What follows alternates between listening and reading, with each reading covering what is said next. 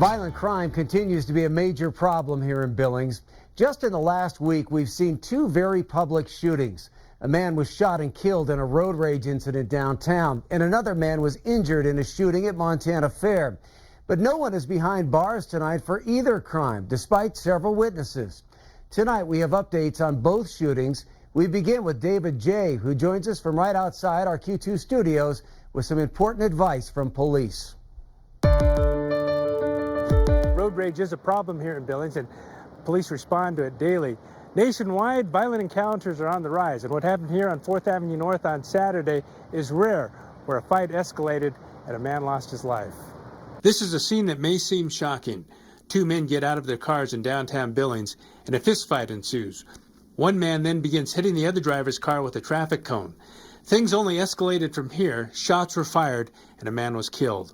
Fortunately, in Billings, violent road rage incidents do not happen often. Rarely do we see where they're getting out of their cars and they're getting into physical altercations. That does not happen that frequently. I mean, it does happen, but not that frequently. A lot of times it's just the screaming and yelling from the car. But Lieutenant Matt Lennox says the Billings Police Department does get calls every day about road rage in the city. That's why MTN asked him to speak about what you should do if you find yourself in a similar situation. Number one is, if something happens that you're disgruntled with, to start, don't engage with the other driver. Don't flip them off. Don't follow people.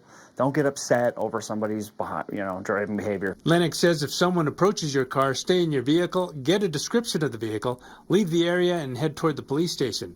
He says dispatchers can give instructions on how to get help from an officer. They'll try to direct you towards a direction where there is an officer waiting or that they can intercept. And then they can deal with whatever the disturbance is or whatever the traffic complaint was and help resolve the situation peacefully. Nationally, deadly road rage shootings hit a record high in 2021. 131 people were killed. And according to the National Highway Transportation Administration, 66% of traffic fatalities are caused by aggressive driving, fatalities that could easily be avoided. A lot of times it's a misunderstanding or somebody did something that was perceived the wrong way. There's no real communication when you're driving, so you don't know what the other person was intending to do. And it's still unclear what led up to this deadly shooting. In Billings, David J., MTN News.